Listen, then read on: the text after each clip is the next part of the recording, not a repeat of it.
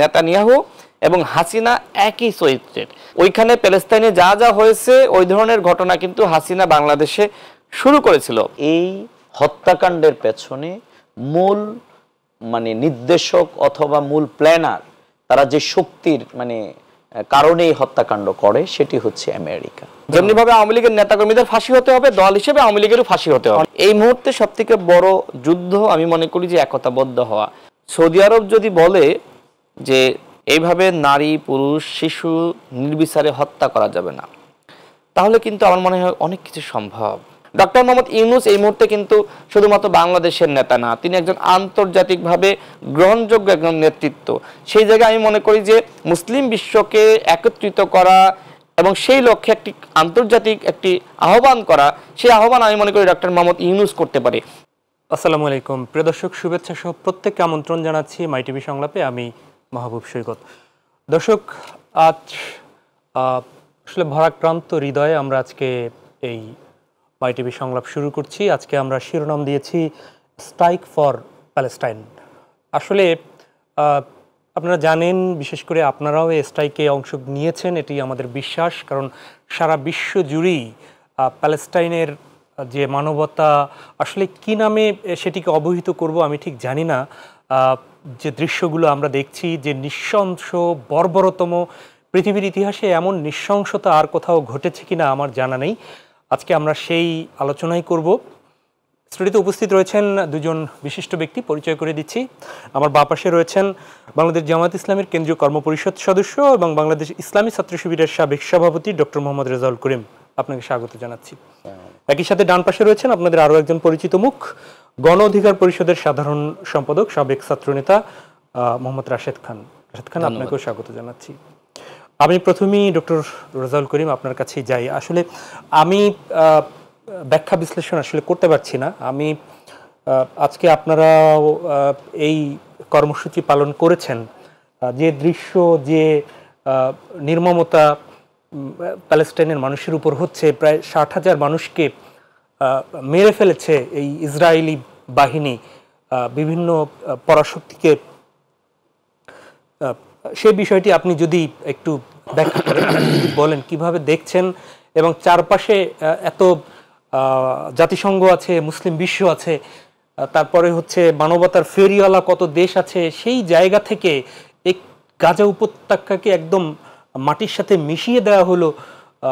এত এত হাজার মাইল দূর থেকে আমরা প্রতিবাদ করছি, সারা বিশ্ব করছে। এই বিষয়টি আপনার পর্যবেক্ষণ থেকে একটু শুনতে চাই। ধন্যবাদ। বিসমিল্লাহির রহমানির রহিম। আজকের মাই টিভির সম্মানিত দর্শক শ্রোতা মণ্ডলী এবং আমার সহ আলোচক, গণ অধিকার পরিষদের সাধারণ সম্পাদক আমার প্রিয় ভাই রাশেদ খান এবং সঞ্চালক মাহবুব সৈকত ভাই সহ যারা শুনতে পাচ্ছেন, সবাইকে আমি আন্তরিক অভিনন্দন জানাচ্ছি। আসলে আজকে আপনি যেটি বলেছেন যে আমরা ভাষা হারিয়ে ফেলেছি, আমরা বাকরুদ্ধ, এবং এটি হচ্ছে মানবতার বিরুদ্ধে এই লড়াই চলছে। এবং এর মধ্য দিয়ে গোটা পৃথিবীর আইন, চুক্তি এবং সকল কিছুকে লঙ্ঘন করেই বলা যায় ইসরায়েল নামক এই সন্ত্রাসী রাষ্ট্র, যা আসলে রাষ্ট্র হিসাবে আমরা বলতে চাই না, তারা গোটা পৃথিবীর বিভিন্ন জায়গা থেকে জড়ো হয়ে মূলত ফিলিস্তিনের গাজা নামক এই জায়গাটিকে দখল করে তারা এই বর্বরতম হামলা পরিচালনা করছে। এবং আপনারা দেখবেন যে এই পর্যন্ত আজকে যদি আমরা হিসাব একটু বলি, যে ফিলিস্তিনে যে হত্যাকাণ্ড চলছে এটি 1947 সাল থেকেই কিন্তু অব্যাহত। এবং ফিলিস্তিন ব্যুরো অফ স্ট্যাটিস্টিক্স তারা তাদের এই হিসাব মতে বলছে 1,34,000 মানুষকে এ পর্যন্ত তারা হত্যা করেছে, শহীদ করেছে, এবং বসতি ছাড়া করেছে প্রায় 52,000-এর অধিক মানুষ। এবং জাতিসংঘের আরও অন্যান্য অনেক, আল জাজিরার বিভিন্ন হিসাব অনুযায়ী এখানে নিহতের সংখ্যা 1,83,000 পর্যন্ত কেউ কেউ দেখাচ্ছেন এবং বলছেন। তার মধ্যে এ পর্যন্ত 17,000 হচ্ছে তার শিশু এবং 62% হচ্ছে নারী এবং শিশু।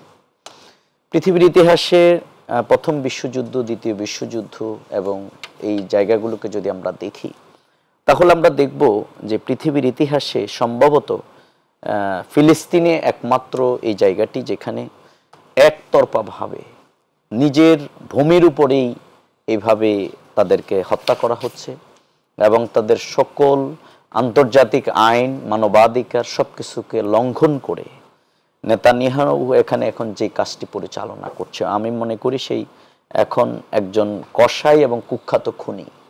এই জন্য আমরা আজকেও বলেছি যে অনতিবিলম্বে তাকে গ্রেপ্তার করে তাকে যুদ্ধ অপরাধের জন্য তাকে বিচারের কাঠগড়ায় দাঁড় করাতে হবে।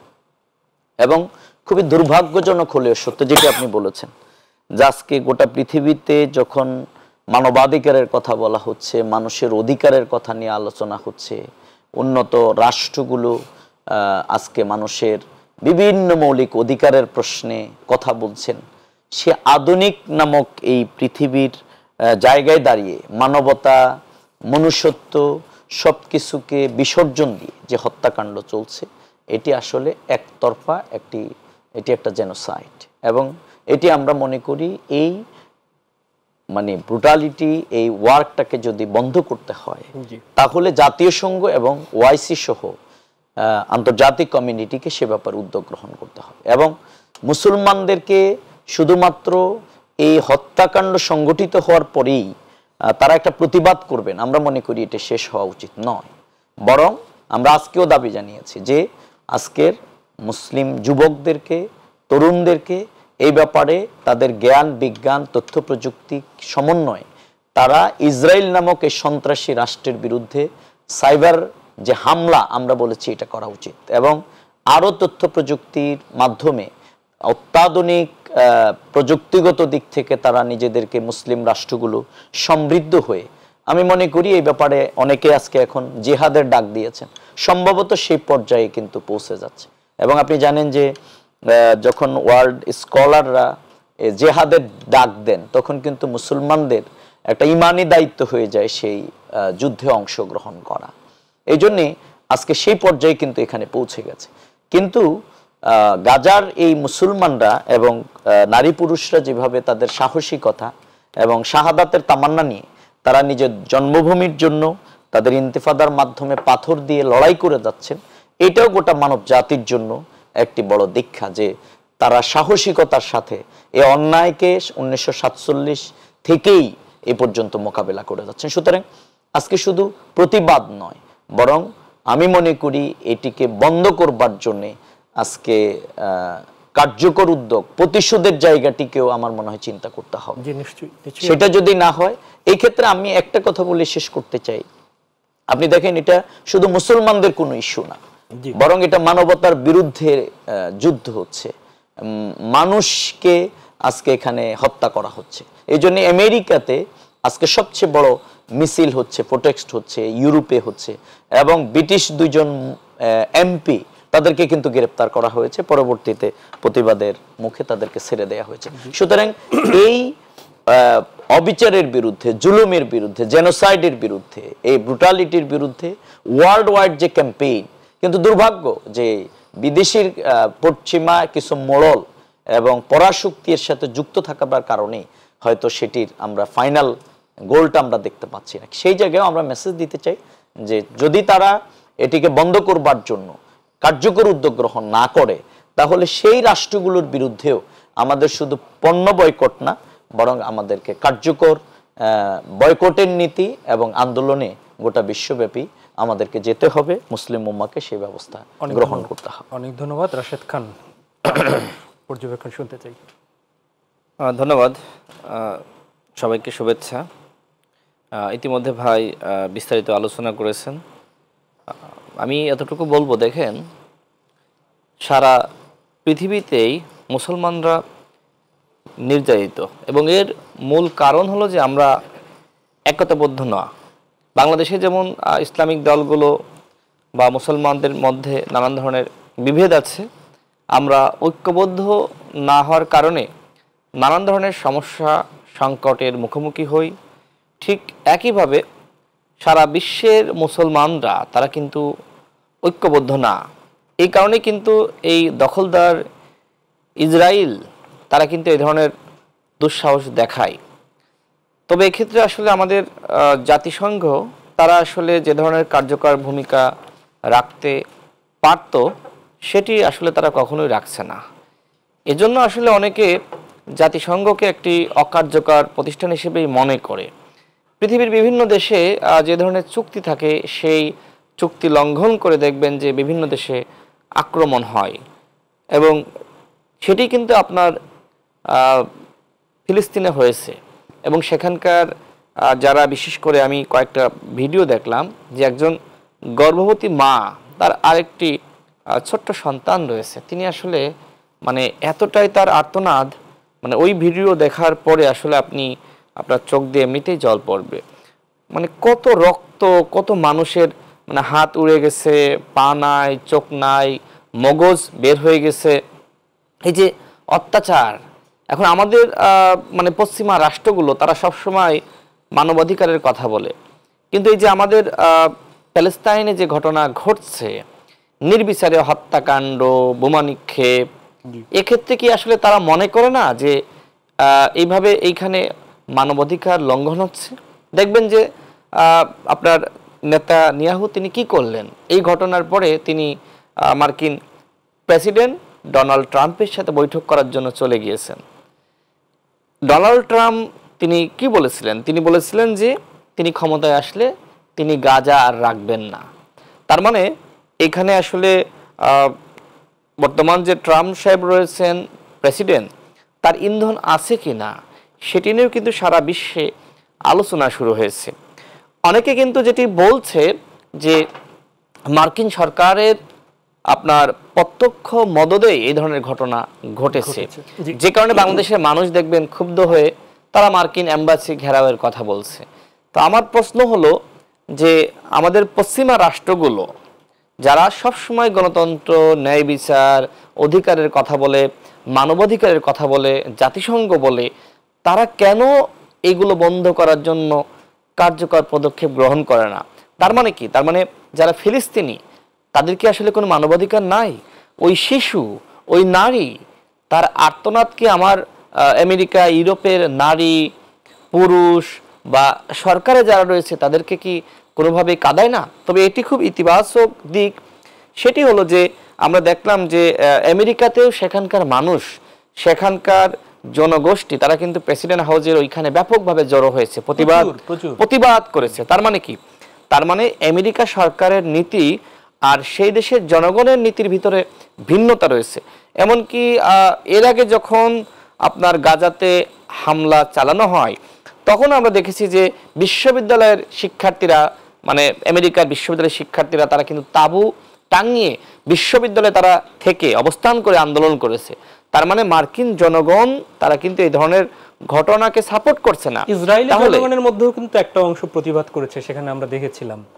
সেটি আপনি লক্ষ্য করেছেন? সেটি কি এখন নাকি অতীতে? না, কয়েকদিন আগে, মাত্র একদিন। সেটি আসলে আমি বলতে পারবো না, বাট সেই সংখ্যাটা তাহলে আপনি এখন আজকে যে এই যে নো ওয়ার্ক নো স্কুল কর্মসূচি বিশ্বব্যাপী পালন হলো, বাংলাদেশেও হলো, এটি কিভাবে দেখছেন? এই যে সবাই একসাথে নিন্দা করতে নেমে গেল, এটিকে আমি অত্যন্ত পজিটিভ ভাবে দেখি। দেখেন, এই বর্তমান বিশ্ব ব্যবস্থায় যুদ্ধ করে আসলে কোনো রাষ্ট্র যদি মনে করে যে আমি আমার জাতিকে উন্নত করব, আমি অগ্রসর হব, আমি এগিয়ে যাব, সেটি আসলে সম্ভবপর নয়।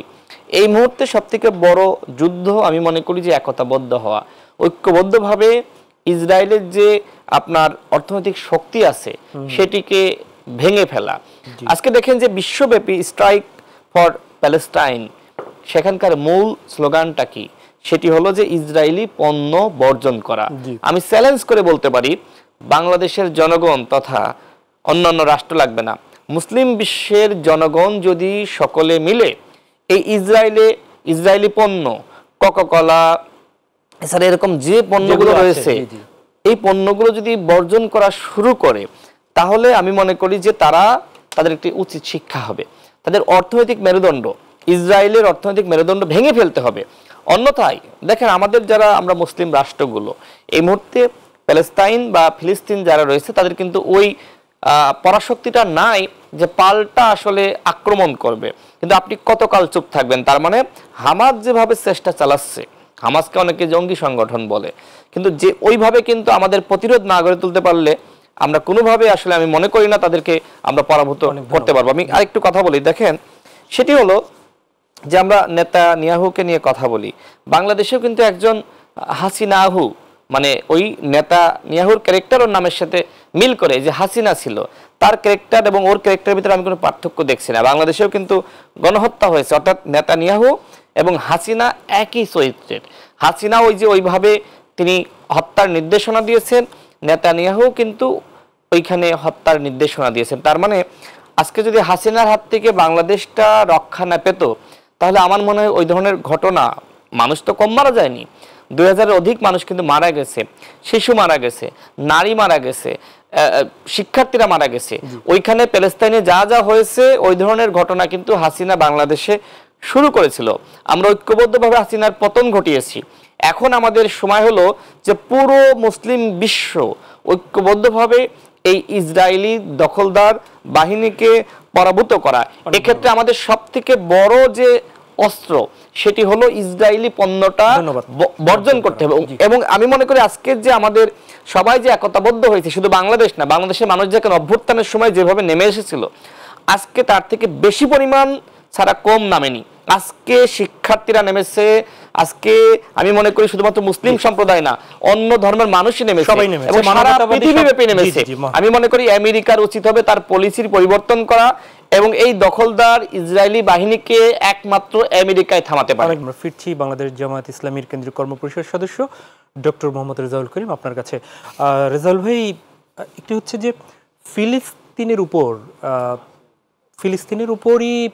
কেন ইসরায়েলের এই বর্বরতম হামলা, সেখানে কেন ফিলিস্তিনিকে একদম ধূলিসাৎ করে দিতে চায় এই রাষ্ট্র ফিলিস্তিন নামক মানুষদেরকে? সেখানে আমরা দেখেছি যে শিশুদেরকে ধরে শিশুদেরকেও হত্যা করা হয়। সেখানে এই যেমনটা বললেন যে নবজাতক শিশুকে পর্যন্ত রেহাই দিচ্ছে না। আর একই সাথে এই যে মুসলিম বিশ্ব, ফিলিস্তিনের চারপাশে তো অনেকগুলো মুসলিম রাষ্ট্র আছে, তারা শুধুমাত্র নীরব দর্শকের ভূমিকা কেন? এখানে কি ব্যক্তি স্বার্থ জড়িত, বা যারা অত্যাচার হামলা চালাচ্ছে আমেরিকা, ইসরায়েল, তাদের সাথে ওখানে তাদের স্বার্থটা কি, বা তারা চুপ কেন থাকে? দেখুন, আপনি যেটা বলছেন যে আসলে প্রথম কথা হচ্ছে ইসরায়েল এই রাষ্ট্রটি হচ্ছে অবৈধ। তারা এখানে ফিলিস্তিনদের জমি দখল করেই মূলত গোটা বিশ্বের বিভিন্ন জায়গা থেকে তারা সংগঠিত। It's one kind of east India company. ভারতে যেরকম ইস্ট ইন্ডিয়া কোম্পানি ব্যবসা করতে এসে পরবর্তীতে 200 বছর পর্যন্ত আমাদেরকে শাসন করেছে। এই ক্ষেত্রে দুটি দিকে আছে। একটি হচ্ছে যে মুসলমানদের সেই যেটি আপনি বলছেন পার্শ্ববর্তী রাষ্ট্রগুলো, সৌদি আরব, বিশেষ করে এখানে মিশর, তাদের যে ভূমিকাটা থাকা দরকার ছিল এখানে এই জায়গাগুলোতে আমরা যদি বলি যে এই হত্যাকাণ্ডের পেছনে মূল নির্দেশক অথবা মূল প্ল্যানার, তারা যে শক্তির কারণে এই হত্যাকাণ্ড করে সেটি হচ্ছে আমেরিকা। এবং আমেরিকার আপনি দেখেন, আমরা আজকে দুটি জিনিস অ্যাপ্রিসিয়েট করব। নাম্বার 1 হচ্ছে আমেরিকার ইতিহাসে সবচেয়ে বড় প্রতিবাদ হচ্ছে, আপনি দেখেন ইউরোপে প্রতিবাদ হচ্ছে।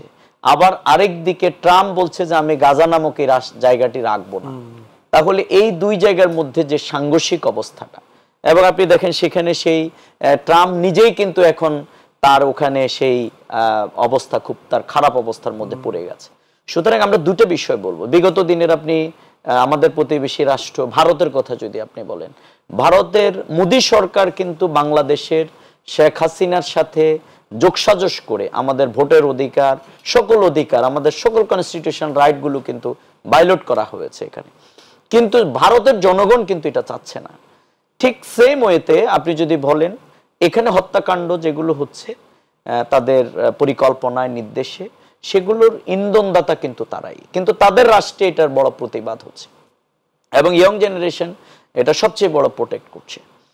তো সুতরাং আমরা এই দিক থেকে খুব গুড সাইন হিসেবে এই যে প্রোটেক্ট হচ্ছে, জি প্রোটেক্ট হচ্ছে সেটি ঠিকই আছে। বা বাংলাদেশে আপনারাও দেখেছি কর্মসূচি পালন করেছেন, যার যার জায়গা থেকে সবাই নেমে এসছে।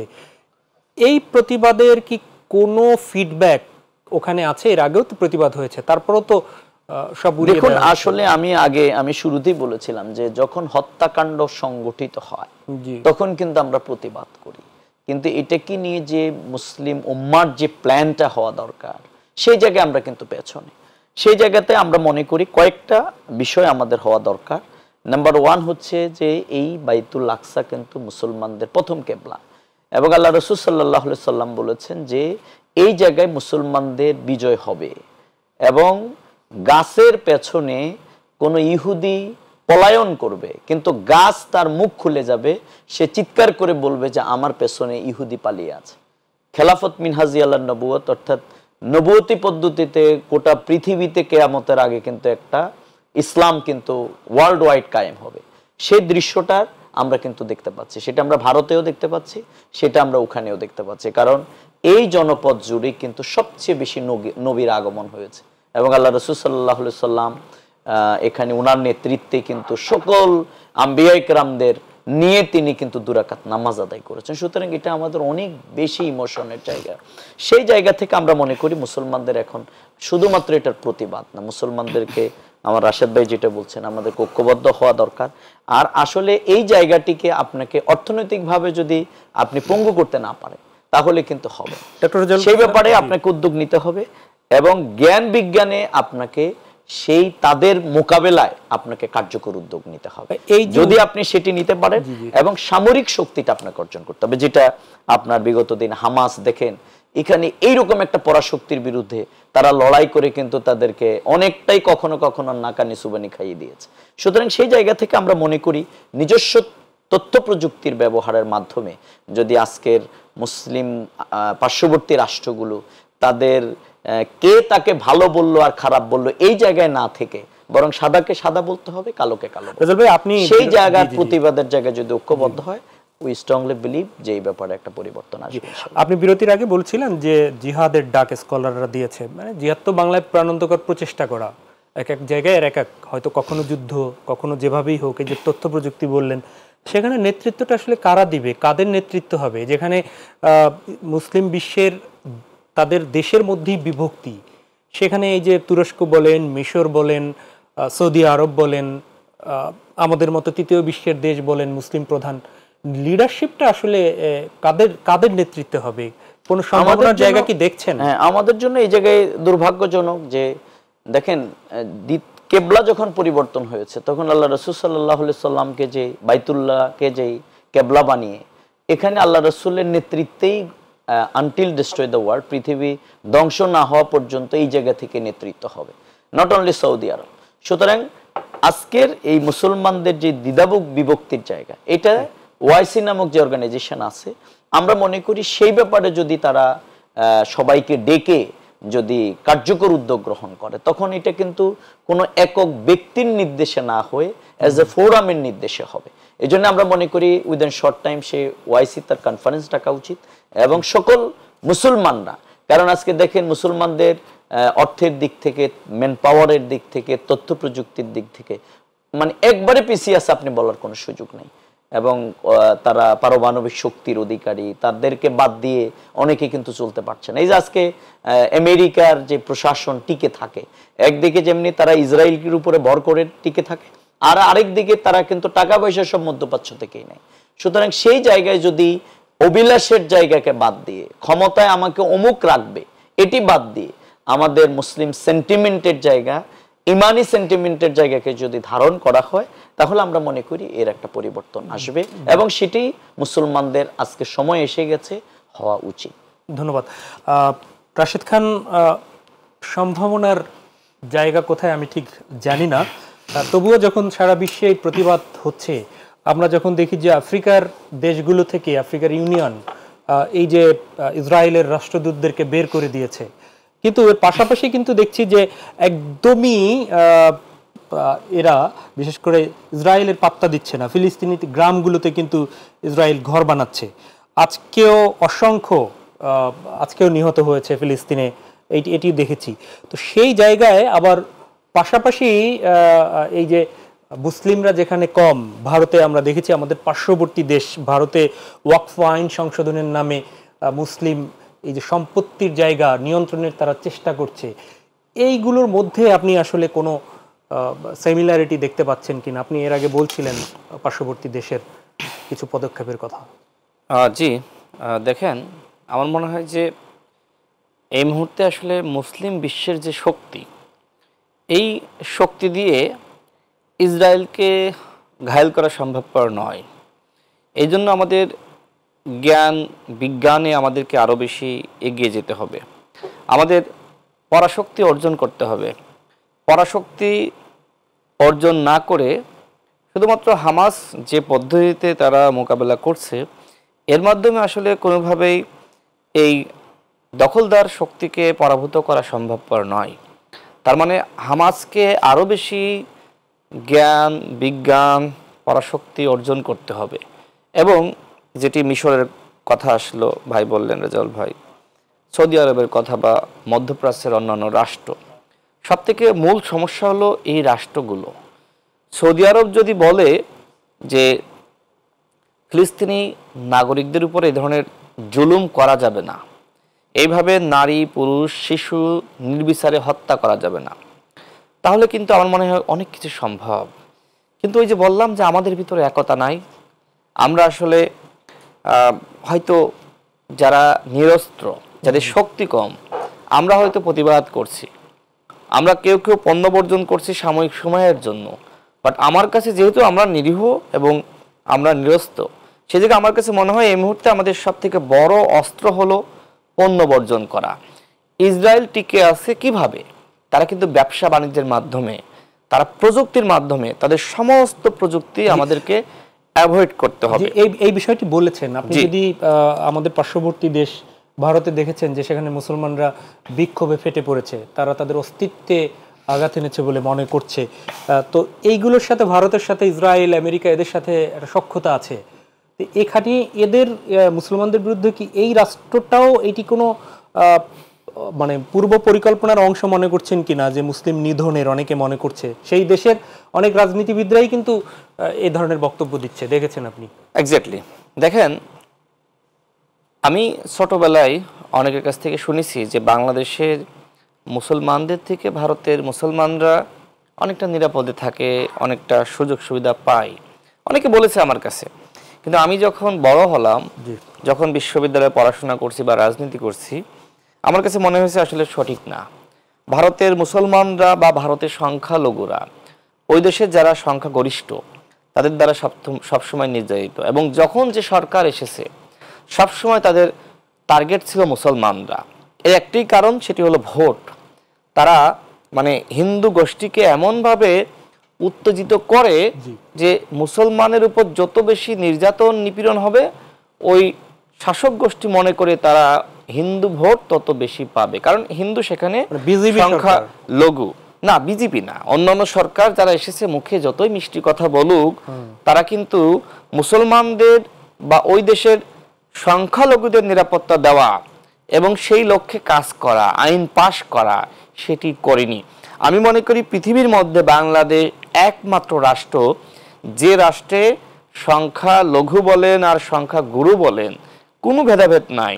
আপনি দেখেছেন যে আওয়ামী লীগের আমলে তারা যারা সংখ্যালঘু, বিশেষ করে হিন্দু বৌদ্ধ খ্রিস্টান, তাদেরকে এমনভাবে বিভিন্ন সেক্টরে তারা পদায়িত করেছে, বরং মুসলমানদের সাথে এক ধরনের বৈষম্য করেছে আপনারা আওয়ামী লীগ। তো আপনি যে প্রশ্নটি করলেন ভারতের বিষয়, দেখেন ভারতের মোদি তিনি কার বন্ধু? তিনি নেতানিয়াহুর বন্ধু। তো বন্ধুকে তো ফলো করতেই হবে। ইসরায়েলে যা ঘটছে সেটি অনুসরণ করছে ভারতের বিজেপি সরকার, মোদি সরকার, যেহেতু তারা বন্ধু এবং যাই তাই বন্ধু না। নেতানিয়াহুর যে ক্যারেক্টার, ওই ক্যারেক্টার কিন্তু মোদির মধ্যে রয়েছে। মোদিও কিন্তু এক ধরনের কসাই ছিল, তারাতে কিন্তু মুসলিম নিধনের রক্ত, যে কারণে তিনি যখন বাংলাদেশে এসেছেন, এক্স্যাক্টলি যখন বাংলাদেশে এসেছে, এক্স্যাক্টলি বাংলাদেশে যখন এসেছে স্বাধীনতা সুবর্ণ জয়ন্তী অনুষ্ঠানে, আমরা কিন্তু ছাত্র অধিকার পরিষদ, যুব অধিকার পরিষদ, ওই সময় তো আমরা দল গঠন করিনি, আমরাই সর্বপ্রথম প্রতিবাদ জানিয়েছি। এরপরে হেফাজতে ইসলাম প্রতিবাদ জানিয়েছে। বাংলাদেশের আর কোনো রাজনৈতিক দল, কোনো সংগঠন কিন্তু প্রতিবাদ জানায়নি, আপনি নিজেও জানেন। তার মানে কি? তার মানে আমরা যে আগ্রাসনের বিরুদ্ধে যে প্রতিবাদ, সেটি শুধুমাত্র ভারতীয় আগ্রাসন না, সেটি ইসরায়েলি আগ্রাসন না, পৃথিবীর অন্যান্য দেশে যে রাষ্ট্রই আসলে তার দেশের নাগরিক বলেন বা অন্য রাষ্ট্রকে আগ্রাসন চালায়, সেই বিষয়ে কিন্তু গণ অধিকার পরিষদ সবসময় প্রতিবাদ জানিয়ে আসছে মুসলিমদের উপরে। শুধু এখন না, এর আগে যখন এনআরসি কর্মসূচি আছে কোনো বা ছিল, আমাদের গতকাল আমাদের যুব অধিকার পরিষদের ব্যানারে গতকাল রাতেই আমাদের কর্মসূচি পালিত হয়েছে। আজকেও আমাদের নেতৃবৃন্দরা, আজকে তো বিভিন্ন জায়গায় সমাবেশ হয়েছে, সেই সমাবেশে স্বতঃস্ফূর্ত সমাবেশে অংশগ্রহণ করেছে। আমি যেটি বলছিলাম, দেখেন যে ভারতের মুসলমানদের সাথে যে ধরনের আইন তারা তৈরি করলো মসজিদ মাদ্রাসা এগুলো দখল করার জন্য এবং তাদেরকে বঞ্চিত করার জন্য, এই আইনের বিষয়ে আমাদের দেশের সরকার কিন্তু একটি প্রতিবাদ জানিয়েছে। এই জন্য আমি সরকারকে ধন্যবাদ জানাই। এবং বাংলাদেশের রাজনৈতিক দলগুলো, বিএনপি সহ বিভিন্ন রাজনৈতিক দল, জামাত ইসলাম, তারাও প্রতিবাদ জানিয়েছে। অর্থাৎ আমরা যদি পৃথিবীর বিভিন্ন রাষ্ট্র থেকে আমরা যদি এই আগ্রাসনের বিরুদ্ধে প্রতিবাদ অব্যাহতভাবে জানাতে থাকি, তাহলে একটা সময় না একটা সময় ওই সরকার বুঝতে পারবে যে আমার দেশের নীতি অন্য দেশ গ্রহণ করছে না। আমি আরেকটি বিষয়ে কথা বলতে চাই। দেখেন আমাদের দেশে ফ্যাসিস্ট আওয়ামী লীগ সরকার তারা কিন্তু ইসরায়েলের সাথে সম্পর্ক তৈরি করতে চেয়েছিল। এমনকি এটি শুনেছিলাম যে ইসরায়েলের দূতাবাস বাংলাদেশে স্থাপন করবে, যে কারণে ওই এবং ইসরায়েল থেকে তারা কিন্তু ডিভাইস কিনেছিল, পাসপোর্ট সংশোধন এক্স্যাক্টলি ডিভাইস কিনেছিল আমাদেরকে মানে মনিটরিং করার জন্য। এবং পাসপোর্ট থেকে তার পুরস্কার স্বরূপ যেহেতু ডিভাইস কিনেছে, তারা শর্ত দিয়েছিল যে পাসপোর্ট থেকে অ্যাকসেপ্ট ইসরায়েল তুলে দিতে হবে। আমি বর্তমান অন্তর্বর্তীকালীন সরকারের কাছে আমি অনুরোধ করব যে হাসিনা যে সরিয়ে দিল পাসপোর্ট থেকে, আপনারা আবারও পাসপোর্টে আপনারা এটি ইনক্লুড করেন অ্যাকসেপ্ট ইসরায়েল, অর্থাৎ বাংলাদেশের নাগরিক ইসরায়েলের সাথে সম্পর্ক চায় না। সেটি যদি ডক্টর মোহাম্মদ ইউনূস বাস্তবায়ন করে তাহলে মানুষ কিন্তু খুব খুশি হবে। আরেকটি বিষয় বলতে চাই, ডক্টর মোহাম্মদ ইউনূস এই মুহূর্তে কিন্তু শুধুমাত্র বাংলাদেশের নেতা না, তিনি একজন আন্তর্জাতিকভাবে গ্রহণযোগ্য একজন নেতৃত্ব। সেই জায়গায় আমি মনে করি যে মুসলিম বিশ্বকে একত্রিত করা এবং সেই লক্ষ্যে একটি আন্তর্জাতিক একটি আহ্বান করা, সেই আহ্বান আমি মনে করি ডক্টর মোহাম্মদ ইউনূস করতে পারে। এই যে মুসলিম বিশ্বকে একতাবদ্ধ করা, এই নেতৃত্বের জায়গায় যদি বাংলাদেশ যেতে পারে, সেটি আমি মনে করি বাংলাদেশের সম্মানকে আরো বেশি উজ্জ্বল করবে এবং সেই দায়িত্ব ডক্টর মোহাম্মদ ইউনূস যদি চান তিনি পারেন। আমি এটি মনে করি। ডক্টর রেজাউল করিম, আমি একটু ভারতের ওয়াকফ বিষয়টি নিয়ে আমি একটু স্পষ্ট হতে চাই, আপনারা কি দেখছেন এবং হঠাৎ করে এই ওয়াকফ আইনের ব্যাপারে এত উৎসাহ হলো কেন? ওয়াকফ আইন সংশোধন করলো কেন ভারত সরকার? আপনাদের পর্যবেক্ষণে কি এসছে? এবং মুসলমানদের সাথে এইটি মুসলিমরা এত সংশোধন করায় এত বিক্ষোভে ফেটে পড়ছে কেন? তারা কেন বলছে যে এটি তাদের অস্তিত্বের উপরে হাত? দেখুন, আসলে আমাদের আজকে এখন যেই দুটি রাষ্ট্রের আলোচনা হচ্ছে, একটি হচ্ছে ইসরায়েল এবং ভারত। এই দুটি রাষ্ট্রই কিন্তু আমাদের পার্শ্ববর্তী জায়গাগুলোকে তাদের আধিপত্যবাদের বিস্তারের মাধ্যমে, তারা থাবার মাধ্যমে তারা এটাকে ধ্বংস করতে চায়।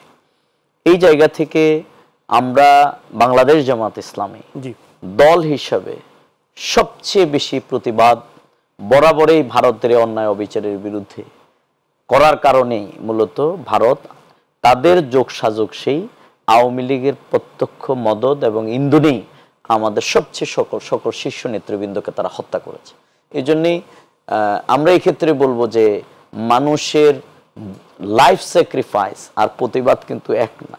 বাংলাদেশ জামাত ইসলামী ইন্ডিয়ার এই অন্যায় অবিচারের বিরুদ্ধে কথা বলতে গিয়ে টিপাই মুখ বাদ থেকে শুরু করে আমরা এই পর্যন্ত সে লাইফ স্যাক্রিফাইস আমাদের লিডারশিপরা করেছেন। সুতরাং এই জায়গা থেকে এখন যে ইন্ডিয়ার যে ওয়াকফ অ্যামেন্ডমেন্ট 2020 যেটা হয়েছে, এটা মূলত 1995 যে অ্যাক্ট যেটি, এটির মাধ্যমে তারা এই অ্যামেন্ডমেন্ট করে যেটা কয়েকটা জিনিস করতে চায়, সেটি হচ্ছে মূলত এক কথায় যদি বলেন যে ভারতে প্রায় 20 কোটির মতো কিন্তু মুসলমান রয়েছে। তাদের যে সম্পত্তি, তাদের জায়গাগুলোকে এখানে মূলত দখল করবার জন্য এই আয়োজনটা। একবারে যদি আমরা খুব স্রেফ আমরা যদি বলি, এবং এখানে তাদের কমিটি মধ্যে তাদের লোক দেয়া, এবং আপনি দেখেন যে অ্যামেন্ডমেন্টের যখন উদ্যোগ নেওয়া হয়েছে তখন সাথে সাথেই কিন্তু তারা কিন্তু শত শত আপনার সম্পত্তি দখল করবার জন্য কার্যকর উদ্যোগ বিভিন্ন জায়গায় তারা কিন্তু নিয়ে ফেলেছে। এবং উত্তরপ্রদেশ ফতেহপুর জায়গায় একটি মন্দিরের পাশে 20 একর জায়গায় কবরস্থান ভাঙচুর করে সেখানে তারা তাদের তৈরি করেছে, সেগুলোর ভিডিও কিন্তু বিভিন্নভাবে ছড়িয়ে পড়েছে। সুতরাং বাবরি মসজিদকে যেই কায়দায় এই কসাই মুদি সাহেব দখল করেছে, এই কসাই মুদি কিন্তু নেটে সার্চ দিলে আসে আর। সুতরাং তিনি কিন্তু তার সে কর্মকাণ্ড অব্যাহত। আমরা আগে বরাবরই বলেছি যে আমরা কিন্তু বিজেপি এবং মুদির এই কসাই কর্মকাণ্ডের বিরুদ্ধে, আমরা কিন্তু ভারতের জনগণের বিরুদ্ধে না। ভারতের জনগণও কিন্তু বাংলাদেশের জনগণের বিরুদ্ধে না, কারণ প্রতিবেশী কখনো পরিবর্তন করা যায়। ডক্টর রেজাউল ভাই, সুতরাং সেই জায়গায় আমরা বলবো যে তারা এক কথায় ভারতের যে মুসলমানদের যে সম্পত্তি, কবরস্থান, মসজিদ, মাদ্রাসা, এগুলোকে দখলে নেবার জন্য আয়োজন, এটা যদি তারা করে তাহলে এটা একতরফা যে জটিলতা তৈরি করবে, সেটা সেখানে বিক্ষোভের তৈরি করবে। এবং আপনি আল জাজিরা সম্ভবত আরো কোথায় আমি দেখেছি যে বাংলাদেশের মতো একটি অভ্যুত্থানের মাধ্যমে ভারতেও আশঙ্কা হচ্ছে এরকম একটা আন্দোলনের। আমাদের এখন তরুণ প্রজন্মের এই আন্দোলন কিন্তু এখন বিভিন্ন জায়গায় কপি হচ্ছে। সুতরাং এই উদ্যোগ যদি মোদী সরকার গ্রহণ করে মুসলমানদের সম্পত্তি দখল করবার জন্য, তাহলে কিন্তু তাদেরকে অত্যন্ত কড়া মূল্য কিন্তু তাদেরকে দিতে হবে, এবং সেখানের জনগণ মুসলমানরা এই ব্যাপারে প্রতিবাদ করছে, এবং এই ব্যাপারে আমরাও সেটার প্রতিবাদ জানাচ্ছি পার্শ্ববর্তী রাষ্ট্র হিসেবে। ছোট্ট করে একটু বলবেন, ভারতে আপনি যেমনটা বললেন যে এটার কারণে গৃহযুদ্ধের দিকেও যেতে পারে কোনো কোনো প্রদেশে, তাহলে গৃহযুদ্ধ যদি আমাদের এই পার্শ্ববর্তী দেশে হয় এবং ধর্মীয় সংখ্যালঘুদের উপরে, তো সেখানটার কোনো এই যে প্রভাব বাংলাদেশে এসে লাগার কি কোনো সম্ভাবনা আছে, বা এটিকে অপব্যবহার করে পরাজিত শক্তি কোনো কিছু আবার করতে চাইবে কিনা? এই ব্যাপারে আমরা কোনো ভয় পাই না, কারণ 1947 সালের দ্বিজাতি তত্ত্বের মাধ্যমে বিভক্তি হওয়ার পরেই এখানে কিন্তু ভারত প্রতিদিনই মুসলমানদেরকে হত্যা করছে, এবং গোশত রাখার কারণে, দাড়ি টুপির কারণে, এগুলোর কারণে, কিন্তু এর কোনো প্রভাবই বাংলাদেশে পড়ছে না। আর আমাদের এই কনফিডেন্ট লেভেলটা 5 আগস্ট এত হাই হয়েছে যে বাংলাদেশের সকল রাজনৈতিক দল, মাদ্রাসার ছাত্র সবাই মিলে আমরা মন্দির পাহারা দিয়েছি। সুতরাং এই জায়গায় আমাদের এখন আর ওই জুজুর ভয় দেখানোর কোনো কারণ নাই, বরং আমাদের এইখানের হিন্দু, বৌদ্ধ, খ্রিস্টান আমাদের সকলেই মিলে 5 আগস্টের পরে এই ফ্যাসিবাদের বিরুদ্ধে আমরা ঐক্যবদ্ধ লড়াইয়ের পরে আমরা এখন সবাই একমত যে ওয়ার্ক টুগেদার লেট আস গো। আমরা সেই জায়গা থেকেই আমরা ভূমিকা পালন করছি। সুতরাং আমরা মনে করি বাংলাদেশের কোনো প্রভাব পড়বে না, বরং বাংলাদেশের সরকার চোখে চোখ রেখে, ইউনূস সরকার যেভাবে আমাদের প্রয়োজনীয় আমাদের জিনিসগুলোর জন্য কথা বলছেন, আমরা মনে করি আমাদের তিস্তা সীমান্ত সহ মুসলমানদের অধিকার রক্ষায়ও আমাদের সরকার সে ব্যাপারে কথা বলবেন, প্রতিবাদ করবেন, বাংলাদেশের জনগণ তাদের সাথে। অনেক ধন্যবাদ। একদমই খুব ছোট্ট করে এই বিষয়টা জানতে চাচ্ছি যে প্রভাব আপনি কোনো কিছু দেখেন কিনা। বাংলাদেশের জনগণ নিশ্চয়ই এই যে ধর্মীয় সম্পৃক্ততায় বিশ্বাস করে, সম্প্রীতির বন্ধনে, কিন্তু এটি উস্কে দেওয়ার জন্যও তো একটা শ্রেণী আছে, তো সেক্ষেত্রে আমাদের একটু সতর্ক হওয়ার কোনো বিষয় আছে কিনা? আপনার পর্যবেক্ষণটা খুব ছোট্ট করে একটু বলবেন আমাকে। দেখেন, আমি মনে করি যে ভাইয়ের সাথে আমি একটু ভিন্ন মত দেব। যেহেতু তারা প্রতিবেশী রাষ্ট্র, তারা আসলে প্রভাব বিস্তার করার একটি চক্রান্ত বা ষড়যন্ত্র করে। বাংলাদেশে দেখেন বিভিন্ন সময় আমরা দেখেছি যে মন্দিরে পরিকল্পিতভাবে হামলা হয়েছে, হিন্দু সম্প্রদায়ের বাড়িঘরে পরিকল্পিতভাবে হামলা হয়েছে। কেন? যাতে করে বিজেপির নেতারা বলতে পারে যে পাশের দেশে আমাদের হিন্দুদের উপর হামলা হচ্ছে, এবং এটিকে কেন্দ্র করে কিন্তু বিভিন্ন জেলা দখলের প্রশ্নও কিন্তু এসেছে। বাংলাদেশ দখলের কথাও কিন্তু বিজেপির বিভিন্ন নেতারা বলেছে। অর্থাৎ এই ষড়যন্ত্র যেটি হোক না কেন, সেটির প্রভাব আসলে আপনার অটোমেটিক্যালি বা ষড়যন্ত্রের মাধ্যমে কিছুটা আসে। তবে এটি সত্য, আমি আগেই বলেছি যে বাংলাদেশে যখন যে সরকারি আওয়ামী লীগ ব্যতীত, আওয়ামী লীগ তো পরিকল্পিতভাবে কিছু ষড়যন্ত্র করেছে, হিন্দুদের উপরে আওয়ামী লীগের আমলেই সব থেকে বেশি হামলা হয়েছে। যদিও তারা দেখানোর চেষ্টা করেছে যে তারা হিন্দুদেরকে প্রটেকশন দিচ্ছে, বৌদ্ধ খ্রিস্টান সংখ্যালঘুকে প্রটেকশন দিচ্ছে, বাট এই ডক্টর মোহাম্মদ ইউনূস সরকারের আমলে যেটি আমরা দেখলাম, ভয়েস অফ আমেরিকার বাংলা সংবাদ, সেখানে বলা হচ্ছে যে অন্যান্য সরকারের তুলনায় এই সরকারের আমলে হিন্দুরা বেশি ভালো রয়েছে এবং বেশি নিরাপত্তা পাচ্ছে। এবং হিন্দু সম্প্রদায়ের যারা রয়েছে, আমি আমার গ্রামে ঝিনাইদহতে সদরে আমি অনেক হিন্দুদের সাথে কথা বলেছি, গণসংযোগ যখন করেছি, তো হিন্দুরা কেউ বলেনি যে আমরা অভ্যুত্থানের কারণে বা এই সরকারের আমলে আমরা কেউ খারাপ রয়েছে। আমার বন্ধুরা অনেক রয়েছে, আমার ফেসবুকে আপনি দেখতে পারেন যে সেখানে আমি আমার হিন্দু কমিউনিটির সাথে আমার যে মানে বৈঠক, তাদের সাথে গণসংযোগ, অর্থাৎ এই বাংলাদেশে হিন্দুরা ভালো রয়েছে। তবে ষড়যন্ত্র কিছু হতে পারে, কিন্তু সরকারের পক্ষ থেকে বা এই দেশের মুসলমান যারা রয়েছে তারা কিন্তু অসাম্প্রদায়িক, তারা কিন্তু ইচ্ছাকৃতভাবে কোনো ঘটনা ঘটাবে না। দেখেন আজকেও যেটি হয়েছে, এই যে আজকে যে স্ট্রাইক ফর প্যালেস্টাইন, আমি বিভিন্ন আমাকে একটা বিরতি 10 সেকেন্ডে শেষ করে দিই। সেটি হলো যে বাটা বলেন, আপনার কেএফসি বলেন বা অন্যান্য প্রতিষ্ঠানে কিন্তু হামলা হয়েছে, কিন্তু এর প্রতিবাদ কিন্তু আবার মুসলমানরা এই বাংলাদেশের মানুষ কিন্তু জানাচ্ছে যে আমরা শান্তিপূর্ণভাবে প্রতিবাদ করছি, আমরা কিন্তু প্রতিষ্ঠান দখল করা, ভাঙচুর করা, হামলা করা এর পক্ষে নাই। তারা বলছে আমরা পণ্য বর্জন করব, শান্তিপূর্ণ প্রতিবাদ। কিন্তু বাটা শোরুম যেভাবে হামলা করা হয়েছে, যেভাবে সেখানকার জুতাগুলো লুটপাট করা হয়েছে, এটি কোনোভাবেই প্রতিবাদ হতে পারে না। এই প্রতিবাদের মাধ্যমে কোনোভাবেই এর পেছনেও কোনো দুষ্কৃতকারী থাকে অবশ্যই। আমি আগেই বলেছিলাম, দেখেন মার্কিন এম্বাসি ঘেরাওয়ের কথা বলা হচ্ছে, তো সেখানে তো আওয়ামী লীগ নেমে কি করবে? ঘোষণা মনে করেন রেজাউল ভাই দিবে বা রাশেদ খান দিবে, সেখানে আওয়ামী লীগ তো ওতপ্রোতে বসে আছে, সেখানে আওয়ামী লীগ যে বোমা নিক্ষেপ করে দিতে পারে, আওয়ামী লীগ সেখানে গিয়ে হাঙ্গামা করতে পারে। সুতরাং প্রতিবাদ করার ক্ষেত্রে আমাদের অবশ্যই সতর্ক থাকতে হবে। আজকে এই যে বাটা শোরুমে হামলা হলো, কেএফসি বিভিন্ন জায়গায় লুটপাট হলো এবং বিভিন্ন প্রতিষ্ঠানে হামলা ভাঙচুর হয়েছে, আমরা তো এগুলো এলাও করি না, আমরা শান্তিপূর্ণ প্রতিবাদ করছি। এই প্রতিবাদ যদি একটু আমরা ফাঁদ সৃষ্টি করে দিই, আওয়ামী লীগ কিন্তু ওতপ্রোতে বসে আছে। আমি মনে করি যে হামলাগুলো হয়েছে এগুলো ছাত্রলীগ, যুবলীগ, পান্ডালীগ তারা উস্কানি দিয়ে করিয়েছে, তারাই নেতৃত্ব দিয়েছে। এই ব্যাপারে আমি সরকারকে বলবো, যারা এই ধরনের ঘটনা ঘটিয়েছে আগামী 24 ঘন্টার মধ্যে তাদেরকে গ্রেফতার করতে হবে। অনেক ধন্যবাদ। ফিরছি ডক্টর মোহাম্মদ রেজাউল করিম আপনার কাছ থেকে। সেটি হচ্ছে যে যে কোনো দুর্যোগে আমরা দেখেছি যে রাজনৈতিক দলগুলো আপনারা একদম ছাত্র জনতা একসাথে হয়ে মাঠে নামেন এবং আমরা নামি সবাই। ঠিক ফিলিস্তিন ইস্যুতেও আমরা দেখেছি যে সবাই একসাথে একযোগে কথা বলছেন, কিন্তু জাতীয় ইস্যুতে 5 আগস্টের আগে যেমনটা দেখেছি, 5 আগস্টের পরে আপনাদের মধ্যে কিন্তু আবার বিভক্তি দেখতে পাচ্ছি। বিভিন্ন এলাকায় এলাকায় রাজনৈতিক দলগুলোর মধ্যে প্রভাব বিস্তারকে কেন্দ্র করে আমরা সংঘাত সংঘর্ষের খবর শুনতে পাচ্ছি। আমরা এই রাজনৈতিক দল কেন আমরা এক্ষেত্রে ঐক্যবদ্ধ থাকতে পারি না সব সময়? দেখুন, প্রথম কথা হচ্ছে যে বিভিন্ন মত থাকা হচ্ছে এটা ডেমোক্রেসির একটা বিউটি, কিন্তু সেটা দমন, নিপীড়ন, সন্ত্রাস এগুলোতে রূপান্তরিত হওয়া হচ্ছে খুবই দুঃখজনক। প্রথম আমি বলবো যে 5 আগস্টের আগ পর্যন্ত আমরা পেশিবাদের বিরুদ্ধে আওয়ামী লীগ ব্যতীত, অর্থাৎ পেশিবাদ ব্যতীত বাংলাদেশের সব রাজনৈতিক দল, মত, সাধারণ মানুষ, ছাত্র জনতা আমরা ঐক্যবদ্ধ হয়েছিলাম। এটা হচ্ছে this is the good sign. কিন্তু আমরা পরবর্তীতে দেখলাম যে এই বিভক্তির জায়গাটা কেউ কেউ তৈরি করছেন অথবা করার চেষ্টা হচ্ছে। এই জায়গাটা প্রথম এক বাক্যে আমি বলবো যে এটা কাঙ্ক্ষিত না, এবং আমাদের এই বিভক্তির মাঝখানেই কিন্তু ফ্যাসিবাদের উত্থান হবে এবং তারা এই সুবিধাটা নেবেন এবং নেয়ার জন্য তারা উৎপেতে বসে আছেন। সেটা যদি রাজনৈতিক দলগুলো আমরা বুঝতে ব্যর্থ হই, তাহলে সেটা জাতির জন্য অনেক বড় আবার আমাদেরকে এটার জন্য খেসারত দিতে হবে। এই জন্য আমরা মনে করি, হ্যাঁ, আমাদের মতের ভিন্নতার কারণে সেটি অবশ্যই আমরা মত দেব, আমাদের রাজনীতি করব, আমাদের সৌন্দর্য থাকবে, কিন্তু সেটা যেন সেই হানাহানিতে রূপান্তরিত না হয়।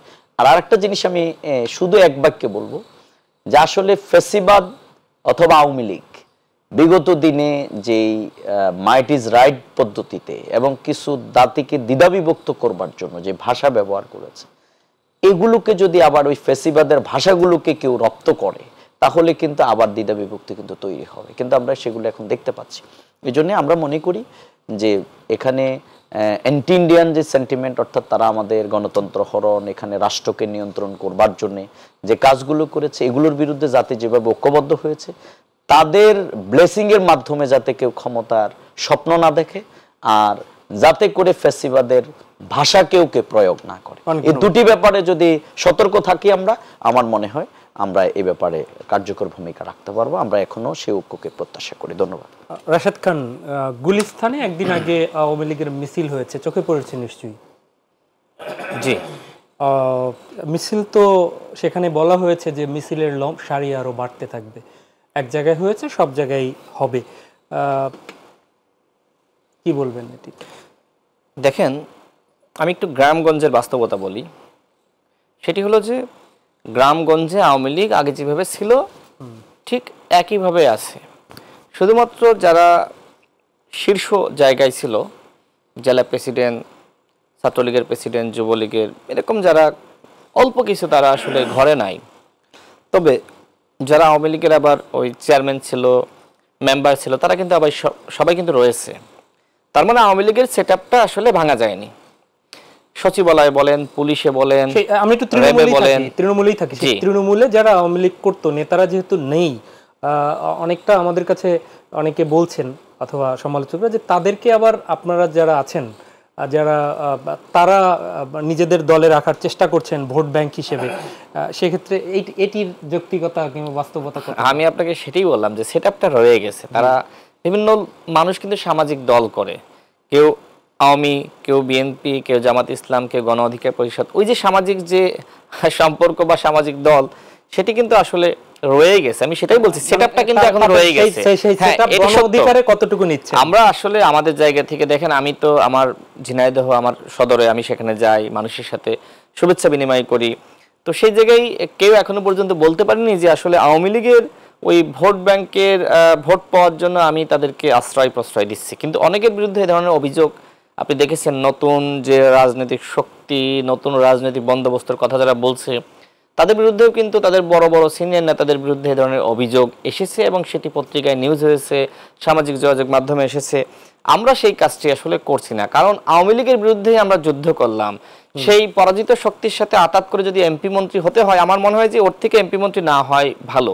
আমরা আওয়ামী লীগকে ন্যূনতম আশ্রয় প্রশ্রয় দিচ্ছি না। কিন্তু আওয়ামী লীগের একই সাথে যারা আওয়ামী লীগের নিষিদ্ধের কথা বলছে, ঢাকায় বসে গরম গরম বক্তব্য দিচ্ছে, তারা আবার আওয়ামী লীগের এলাকায় গিয়ে তাদের নিয়ে আপনার নানান মিছিল মিটিং করছে, পুনর্বাসন করছে। তো যাই হোক, আমরা যেটি বলেছি আওয়ামী লীগের ব্যাপারে আমাদের জিরো টলারেন্স। আওয়ামী লীগকে নিষিদ্ধ করতে হবে, কিন্তু আওয়ামী লীগের আবার যে নিরীহ সাধারণ নেতাকর্মীদের সাথে জুলুম করা যাবে না। এই জন্যই আমরা বলছি যারা অপরাধী তাদেরকে গ্রেপ্তার করেন। 14 সালের দামি এমপিদের এবং একই সাথে 24 সালের দামি এমপি এবং তাদের পরিবারের কেউ আগামী নির্বাচনে অংশ নিতে পারবে না। যেটি আমাদের প্রধান উপদেষ্টা যেটি বলেছেন, আওয়ামী লীগ নির্বাচনে অংশ নিবে কি নিবে না সেটি তাদের দলীয় সিদ্ধান্ত। বাট আমরা মনে করি, জনগণ মনে করে, আওয়ামী লীগের দলগতভাবে সিদ্ধান্ত নেওয়ার কোনো এখতিয়ার নাই। তারা মানবতা বিরোধী অপরাধ করেছে, যেটি জাতিসংঘ বলেছে। তারা গণহত্যা চালিয়েছে, সুতরাং আওয়ামী লীগের ফাঁসি হতে হবে। যেমনিভাবে আওয়ামী লীগের নেতাকর্মীদের ফাঁসি হতে হবে, দল হিসেবে আওয়ামী লীগেরও ফাঁসি হতে হবে। অনেক ধন্যবাদ। আমি আবারও ডক্টর রেজাউল করিম আপনার কাছে ফিরি। সেটি হচ্ছে যে আওয়ামী লীগের এখনো কিন্তু নিবন্ধন আছে, আপনাদের নিবন্ধন অফিসিয়ালি নেই। নিবন্ধন নিয়ে এখনো কি জটিলতা? আপনারা তো নিবন্ধনহীনভাবেই চলছেন। এটি কবে আসলে এই মুক্ত হবে? এটির কি কোনো ডেট পড়েছে বা আপনারা আশা করছেন কিছু? এটি আমরা খুব আশাবাদী যে খুব অল্প সময়ের মধ্যে বাংলাদেশ জামাত ইসলামী তাদের নিবন্ধন এবং প্রতীক, এগুলো অন্যায়ভাবে আওয়ামী লীগ আমাদের উপরে আইনানুগভাবেই তারা মানে আইন প্রয়োগ করেই যোগসাজশে এগুলো করেছে। আমরা খুব দ্রুততম সময়ের মধ্যেই আমরা সেটি প্রত্যাশা করি, আমরা সেটি পাবো। আবারও একটু ফিলিস্তিন প্রসঙ্গে যাই। আমরা দেখেছি যে আজকে বিভিন্ন বিক্ষোভে, আপনাদের বিশাল বিক্ষোভ হয়েছে ঢাকায় সহ সারা দেশে, অন্যান্য দলগুলোরও হয়েছে এবং বিভিন্ন জায়গায় মহিলা শিশুরাও নেমেছে। আপনাদের দলে কিন্তু মহিলাদের দেখিনি, আপনারা তো মহিলাদের আলাদা প্রোগ্রাম করেন। এর আগে দেখেছি ধর্ষণ বিরোধী কর্মসূচিতে মহিলাদের প্রোগ্রাম ছিল। তো ফিলিস্তিনির মায়েদের, সন্তানদের তো হত্যা করা হয়েছে। জামাতের মহিলা যারা সমর্থক আছে, এই ফিলিংস থেকে কি তারা দূরে? তারা কি মাঠে নামার বা বিক্ষোভ করার করবে? আপনি হয়তো দেখেছেন যে এর আগে এইটা তো শুধু আজকে প্রতিবাদ হচ্ছে না, বেশ কয়েকদিন কিন্তু আমাদের নারী এবং ছাত্রী, তারা কিন্তু ছাত্রী সংস্থা এবং আমাদের মহিলা জামাত যেটি এই উইং কিন্তু তারা কর্মসূচি পালন করেছে এবং হয়তো 2-1 দিনের মধ্যে তারাও কিন্তু রাজপথে নামবে। এবং আমরা মনে করি যে এই প্রতিবাদ হওয়া দরকার, যেহেতু তাদের শিশুদেরকে হত্যা করা হচ্ছে। আজকে বিক্ষোভ মিছিলে আসার সময় কিন্তু আমি আমার ছেলেকে নিয়ে আসছি এবং পরিবার থেকে বলা হয়েছে যে তারা একসাথে গিয়ে শহীদ হচ্ছে, তাহলে আমাদেরটা অন্তত প্রতিবাদ করুক। আমি তাকে নিয়ে এসেছিলাম। সুতরাং আমরা মনে করছি যে খুব অল্প সময়ের মধ্যে তারাও সে প্রতিবাদের কর্মসূচি আপনারা সেই ব্যাপারে দেখতে পাবেন। একদম শেষ সময় আপনার যদি আমাদের দর্শকদের জন্য। জি ধন্যবাদ। আমরা মনে করি দেশের আমাদের জাতীয় ঐক্যর ব্যাপারে আমাদের আলোচনা হওয়া উচিত এবং ইউনূস সরকারকে আমাদের সবাইকে সহযোগিতা করা উচিত, কারণ এটি যদি ভেঙে পড়ে তাহলে কিন্তু রাষ্ট্র হিসাবে আমরা ক্ষতিগ্রস্ত হব এবং তার ইমেজকে কাজে লাগিয়ে আমরা মনে করি আমাদের অর্থনৈতিক উন্নয়ন এবং দুর্নীতির টাকা ফেরত সহ আরো অনেকগুলো ইমেজ বিল্ড আপ করার ওয়ার্ল্ড ওয়াইড যে সুযোগটি রয়েছে, নির্বাচন করে আমরা যাতে করে সেই জায়গাটাকে ক্ষতিগ্রস্ত না করি। এই ক্ষেত্রে 4টি কথা আমি এক বাক্যে বলবো যে আমাদের বিচার, দুর্নীতির এবং খুন খারাপের আয়নাগর, এই জুলুমের, নির্যাতন বিচার হতে হবে, নাম্বার 1। এরপরে হচ্ছে সংস্কার লাগবে। সংস্কার ছাড়া আসলে সেই আগেরটাই হবে, রাতের ভোট দিনে। আর স্থানীয় নির্বাচনের দাবি জনগণের এখন কোনটা নেই। আমরা ডিসেম্বরে যদি সরকার নির্বাচন হয়, নির্বাচন দেয়, তাও আমরা মনে করি স্থানীয় নির্বাচনের মধ্য দিয়ে জনপ্রতিনিধি আমাদের দেয়া দরকার। আর সর্বোপরি একটি জাতির জন্য জাতীয় নির্বাচনের কোনো বিকল্প নেই এবং সরকার সেদিকেই যে ঘোষণা দিয়েছে সেদিকে যাবে বাংলাদেশ জামাত ইসলামী, সেই লক্ষ্যেই তার কার্যক্রম পরিচালনা করছে। আমরা সেই ব্যাপারে ভূমিকা রাখার জন্য অনেক ধন্যবাদ। রাশেদ খান, একদমই ছোট্ট কথায় শুনতে চাই, সেটি হচ্ছে যে সেই ফিলিস্তিনি প্রসঙ্গেই ফিরি, সেটি হচ্ছে যে আমাদের আর কোনো কিছু করণীয় আছে কিনা, আপনার কাছে এরকম কোনো মনে হয় কিনা? রেজাউল ভাই বলেছে যে আপাতত সংস্কারটাকে গুরুত্ব দেওয়া উচিত এবং সেটি ছাড়া নির্বাচনে যাওয়া ঠিক নয়। এই ব্যাপারে আপনারা একদমই 2 মিনিটের মধ্যে বলুন। দেখেন, আমার কাছে যেটি মনে হয়েছে জি, যে রাজনৈতিক দলগুলোকে এক ধরনের জনগণের শত্রু বানানোর একটি চক্রান্ত চলছে। 11-এর সময় ফখরুদ্দিন মঈনুদ্দিনের সময় একই ধরনের চক্রান্ত ষড়যন্ত্র হয়েছিল। জি, শুরুর দিকে দেখেন মনে হচ্ছিল যে রাজনৈতিক দলগুলো সবগুলোকে বিলীন করে দিতে হবে। ফখরুদ্দিন মঈনুদ্দিন দেবতা রূপে আবির্ভূত হয়েছে। ঠিক এই মুহূর্তে কিন্তু দলগুলোকে জনগণের মুখোমুখি দাঁড় করানো, শত্রু বানানো একটি চেষ্টা কিন্তু চলছে। কিন্তু ভুলে গেলে চলবে না, আমরা রাজনৈতিক শক্তি, সাধারণ শক্তি, সাংস্কৃতিক শক্তি, সাংবাদিক, আইনজীবী শক্তি সবাই একতাবদ্ধ হওয়ার কারণে কিন্তু হাসিনার পতন হয়েছে। এখন আওয়ামী লীগ তো চাইবেই যে যারা ফ্যাসিবাদ বিরোধী শক্তি ছিল তাদের ভিতরে বিভাজন এবং এই ফ্যাসিবাদ বিরোধী শক্তিকে জনগণের মুখোমুখি দাঁড় করানো। শুধু আওয়ামী লীগ না, এটি আন্তর্জাতিক অনেক ষড়যন্ত্রকারী শক্তিও কিন্তু রয়েছে। সুতরাং এই বিষয়ে আমাদের লক্ষ্য রাখতে হবে। আমাদের ভিতরে যে ধরনের রাজনৈতিক বিভাজন শুরু হয়েছে, বিএনপির সাথে বলেন, জামাতের সাথে গণ অধিকার পরিষদের, মানে এরকম আর কি। তো এই বিভাজনটা যদি আসলে আমরা ধরে রাখি তাহলে আপনি বিশ্বাস করেন আওয়ামী লীগ ফিরে আসবে। আওয়ামী লীগ তো বিভাজন চায় এবং আমরা রাজনৈতিক দলগুলো সেই বিভাজনের ফাঁদে আমরা পা দিয়েছি। দলগুলোকে এই মুহূর্তে জনগণের এতটাই মুখোমুখি দাঁড় করানো হয়েছে, মনে হচ্ছে যে রাজনৈতিক দল সংস্কার চায় না, সংস্কার ছাড়াই নির্বাচন চায়। এটি সম্পূর্ণভাবে মিথ্যা। দেখেন, আমরা গণ অধিকার 30 সেকেন্ডে গণ অধিকার পরিষদের পক্ষ থেকে বলেছি যে 1 নম্বর গণহত্যার বিচার আওয়ামী লীগকে নিষিদ্ধ করতে হবে। 2 নম্বরে রাষ্ট্র সংস্কার হতে হবে। প্রয়োজনীয় রাষ্ট্র সংস্কার শেষে আপনার ইলেকশন দিতে হবে। আমি ভাইয়ের একটি বক্তব্য শুনেছি, ডিসেম্বরের মধ্যে তিনি ইলেকশনের কথা বলেছেন, পত্রিকায় এসেছে। দেখেন, জামাত ইসলাম তারাও ইলেকশন চাই, রাষ্ট্র সংস্কার চাই, আমরা প্রত্যেকে চাই। কিন্তু সমস্যাটা কোথায়? সমস্যাটা ওই যে রাজনৈতিক দলগুলোকে জনগণের শত্রু বানানোর একটি ষড়যন্ত্র শুরু হয়েছে, বিভাজন সৃষ্টি করার চক্রান্ত চলছে। আমি সবাইকে বলবো, সর্বোপরি সরকারকে বলবো, দলগুলোর সাথে আপনার সম্পর্ক দরকার সংস্কারের জন্য, গণহত্যার বিচারের জন্য। সর্বশেষ যেটি হলো, গণ অধিকার পরিষদ যেমনি ভাবে আওয়ামী লীগের নিষিদ্ধের ব্যাপারে স্পষ্টভাবে বক্তব্য দিচ্ছে, অনেক দল যারা আওয়ামী লীগের দ্বারা নিপীড়িত হয়েছে তারা কিন্তু নির্দিষ্ট কোনো বক্তব্য, স্পষ্ট করে বক্তব্য দিচ্ছে না আওয়ামী লীগের নিষিদ্ধের ব্যাপারে। অনেক ধন্যবাদ রাশেদ খান এবং অসংখ্য ধন্যবাদ ডক্টর মোহাম্মদ রেজাউল করিম, আপনাদের দুজনকে। প্রিয় দর্শক, এই ছিল আমাদের আজকের আয়োজন। আলোচনার বিষয় ছিল জানেন, স্ট্রাইক ফর প্যালেস্টাইন। আবারও আমরা যাওয়ার আগে একটি গানের কলি মনে করে দিচ্ছি, সেটি হচ্ছে মাগো আমায় দাও পরিয়ে যুদ্ধে যাবার সাজ, বন্ধুরা যে চেয়ে আছে আমার পানে আজ। ফিলিস্তিনের অবধ শিশু, তারও ছিল বাড়ি, আজকে কেন পথের পাশে মুখটা তাদের ভারী। সেই পথটুকুও ফিলিস্তিনের নেই, তাদের দেশ থেকে তাড়িয়ে দিচ্ছে বর্বর ইসরায়েল। আর বিশ্বের বড় বড় মোড়ল দেশগুলো তাকিয়ে তাকিয়ে দেখছে, সাপোর্ট করছে। যে কারণে আমার ছোট্ট শিশু যাহারাও আজকে বলছে যে বাবা আমি আল্লাহর সাথে কথা বলতে চাই, আল্লাহ নিশ্চয়ই সেটি দেখবে। এবং আমাদের এই শো থেকে প্রত্যাশা হচ্ছে মুসলিম বিশ্ব যেন জেগে ওঠে এবং অখণ্ড এবং স্বাধীন ফিলিস্তিন প্রতিষ্ঠা হয়, যেখানে তারা মাথা উঁচু করে বাঁচবে। এই প্রত্যাশাকে শেষ করছি আজকের মাই টিভি সংলাপ। আল্লাহ হাফেজ।